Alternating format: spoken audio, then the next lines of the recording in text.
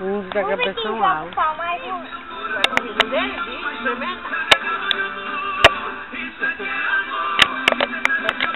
Vai, pode ir.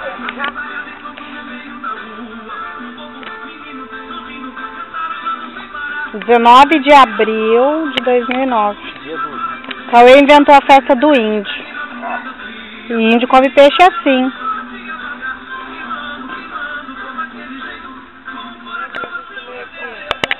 Não entendi.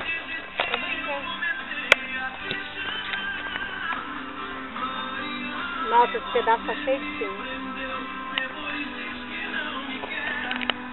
Ô, amor.